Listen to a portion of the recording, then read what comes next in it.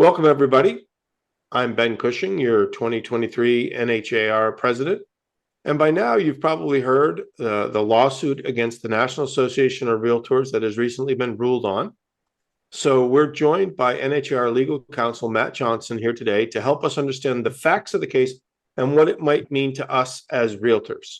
So Matt, thanks very much for joining me. It's greatly appreciated as always. And could you give us a synopsis of the case and how the court ruled on this case? Certainly. So this was a class action lawsuit filed in Missouri Federal District Court. And so the class action alleged antitrust violations. So a conspiracy between the National Association of Realtors and large corporate brokerage firms to enforce the cooperation policies in NAR and MLS, and that the argument was those policies artificially inflated the commission rate that buyers and sellers of real estate in the United States would pay. NAR hotly contested those facts. This rule has been in place for a long time and had vigorously defended itself, as did the remaining corporate defendants. Two of the corporate defendants settled out before trial. The trial commenced 3 weeks ago, give or take. 3 weeks of trial. Plaintiff put on evidence, defendant put on evidence. After 3 weeks of trial, the jury deliberated for a grand amount of time of 2.5 hours and came back with a verdict. There was a 4-question verdict form. The jury found in favor of the plaintiff on all four factors, all 4 questions. The verdict amount was $1.78 billion. Under our antitrust statutes, that amount gets trebled, so it's 5.4 and change billion dollars is a potential verdict. This is very much that sort of in a nutshell is where we stand procedurally in terms, and substantively it was an antitrust violation finding by the jury. So it sounds to me like there's still so many moving parts to this and still a long way to go. What might be the next thing that could occur in this particular case? I do have to stress that this is the very beginning of this dispute. I don't know if you want to use a baseball analogy. I would say it's probably in the 3rd inning. So the verdict has been reached. NAR and the corporate defendants will file what are called post-trial motions first with the trial judge. Some of those will include asking for a new trial because they believe that the evidence presented was not sufficient, and also there are some legal rulings that happened that they think were incorrect and were prejudicial to NAR and the corporate defendants. So that will happen. Following that, if those are not successful, they will undoubtedly appeal the case to the 8th Circuit Court of Appeals. That's probably a 1.5 to 2 year process before the 8th Circuit Court of Appeals would render any judgment. And then for a case like this that is dealing with sort of unique antitrust laws, and antitrust isn't something that gets litigated all the time. Either side, whoever doesn't win the 8th Circuit Court of Appeals could petition the U.S. Supreme Court to hear and rule on the case.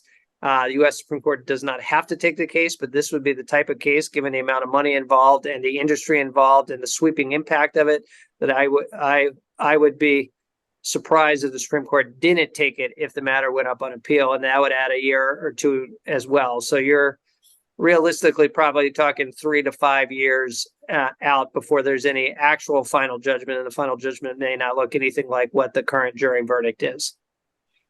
So with all that said, what are some of the things that the National Association of Realtors are using for argument on their side in this case?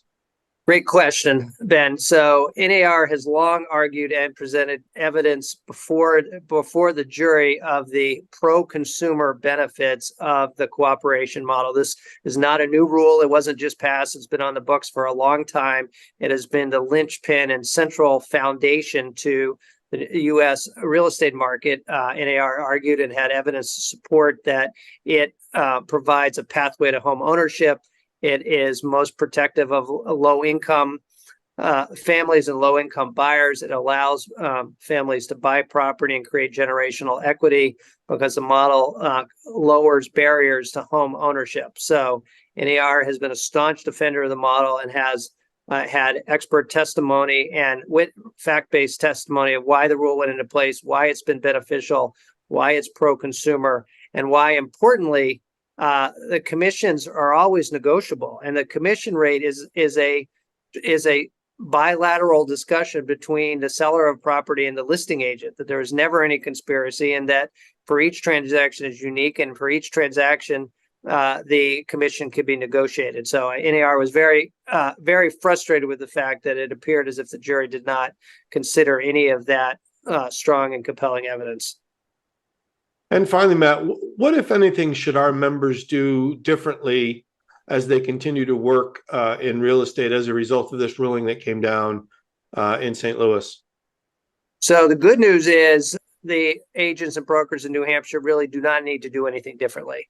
This is not a final ruling. This does not require any change of conduct. What I would encourage agents to do is remember their antitrust obligations. And by that, I mean, remember that when you're speaking with a new potential listing client, you don't want to automatically fill in the commission percentage. You want to be and make sure that sellers know that that commission rate is negotiable and it could be discussed between them and a rate set that makes sense for the seller and the transaction. You want to make sure that that agents and brokers are not talking outside of their own firm about rates, or setting standard rates with any other firms, or publishing schedules of rates, or doing anything to suggest that unless a seller agrees to a certain rate, they won't get enough activity on their property. So it's all stuff that agents should be doing now, but just with the spotlight on the industry, the rule is pro-consumer, but it's pro-consumer when it's used the right way and reinforced the right way. So make sure and take the time to do the proper discussion with the buyers and the sellers. Continue to do what you're doing, but just be mindful to ensure that everybody knows that it is all negotiable and it is all transaction specific. And if you do that, then keep doing what you're doing. Nothing needs to change. Well, that's good. Disclose, disclose, disclose, right? Absolutely. Matt, thank you. Thank you as always. We greatly appreciate you joining us, taking time out of your day. And I'm sure we'll be back on here as things continue to proceed with these cases. We'll have you back on. But everybody, please stay tuned for further updates as this all works way through the legal process. We appreciate Matt as joining us as always, and wish everybody a good day and keep disclosing as we're supposed to out there. Have a great day.